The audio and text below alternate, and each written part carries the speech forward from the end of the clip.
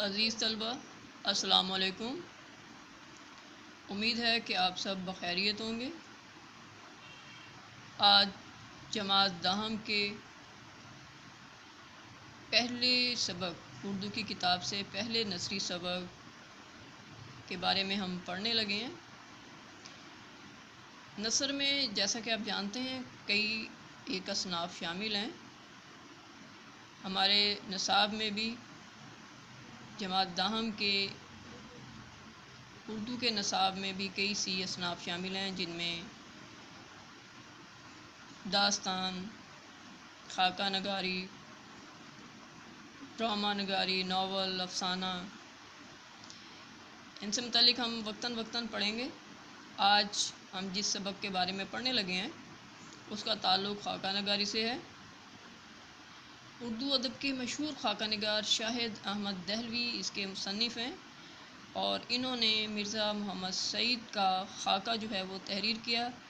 خاکہ نثر کی اس صنف کو کہتے ہیں جس میں کسی شخصیت کی ذات کا اس طرح سے احاطہ کیا جاتا ہے کہ اس کی تمام خوبیاں، خامیاں اور اس کی ذات کا رکھ رکھاؤ، اس کی عادات تمام اس میں اتنے خوبصورت انداز میں بیان کی جاتی ہیں، گویا کہ پڑھنے والا یہ سمجھنے لگتا ہے کہ وہ اس شخصیت سے خود ملا ہے۔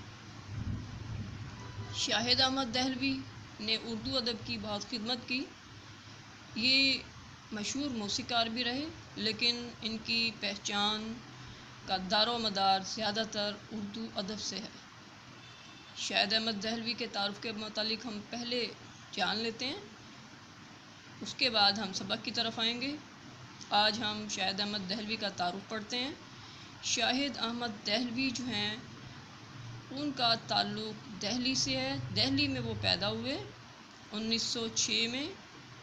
ڈپٹی نذیر احمد دہلوی، جن کے بارے میں ہم نہم جماعت میں بھی پڑھ چکے ہیں، یہ ان کے دادا تھے۔ شاہد احمد دہلوی جو ہیں وہ ڈپٹی نذیر احمد کے پوتے مولوی بشیر الدین احمد کے بیٹے تھے۔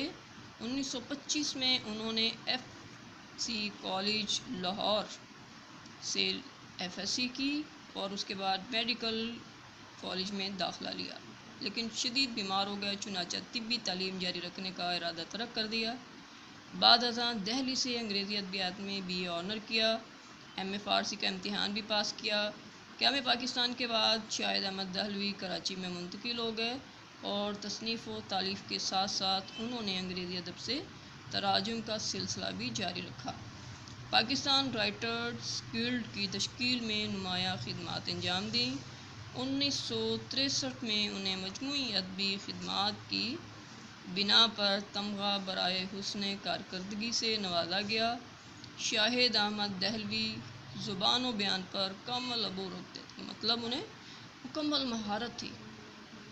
ان کی زبان آسان اور عام فہم ہے کہ عام شخص بھی ان کی جو ہے لکھی گئی تحریر کو پڑھ اور سمجھ سکتا ہے۔ وہ موسیقار بھی تھے، لیکن اردو ادب بھی ان کی پہچان ہے۔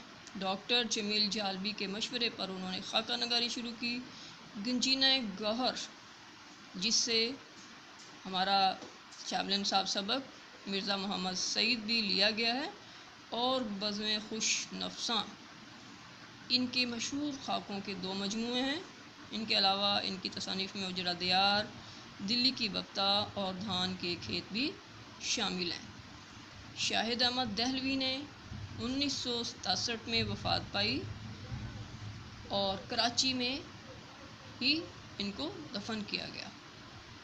شاہد احمد دہلوی کے تعارف سے متعلق چند ایک سوالات ہم نے ترتیب دیے ہیں، جن کو دیکھ لیتے ہیں۔ آئیے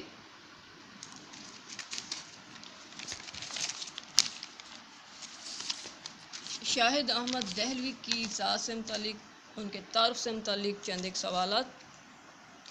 شاہد احمد دہلوی کہاں پیدا ہوئے؟ شاہد احمد دہلوی دلی میں پیدا ہوئے۔ ڈپٹی شاہد احمد دہلوی دہلی میں پیدا ہوئے۔ ڈپٹی نذیر احمد دہلوی سے ان کا کیا رشتہ تھا؟ ڈپٹی نذیر احمد دہلوی سے شاہد احمد دہلوی کا پوتے کا رشتہ تھا۔ یہ شاہد احمد دہلوی جو ہیں وہ ڈپٹی نذیر احمد کے پوتے تھے۔ شاہد احمد دہلوی کے والد کا نام मौलवी बशीरुद्दीन अहमद था। अदबी खिदमत की बना पर किस सज़ा से नवाजा गया? अदबी खिदमत की बना पर इनको तमगा बराए हुस्न कारकर्दगी से नवाजा गया। किसके कहने पर उन्होंने खाका नगारी शुरू की? शाहिद अहमद दहलवी ने जमील जालबी के कहने पर खाका नगारी शुरू की। गंजीना गौहर से शामिल इंसाफ कौन सा खाका लिया गया है? मिर्ज़ा मोहम्मद सईद गंजीना गौहर से मशहूर खाका जो है वो लिया गया है। शाहिद अहमद दहलवी के मशहूर खाकों के मजमूए कौन से हैं? शाहिद अहमद दहलवी के मशहूर खाकों के 2 मजमूए हैं, गंजीना गौहर, नंबर 2 बज़्म खुश नफ्सा। नंबर 1 गंजीना गौहर, नंबर 2 बज़्म खुश नफ्सा। शाहिद अहमद दहलवी का सन पैदाइश और सन वफ़ात बताएं। शाहिद अहमद दहलवी का सन पैदाइश 1906 और शाहिद अहमद दहलवी का सन वफ़ात 1967 है। इन्होंने कराची में वफ़ात पाई।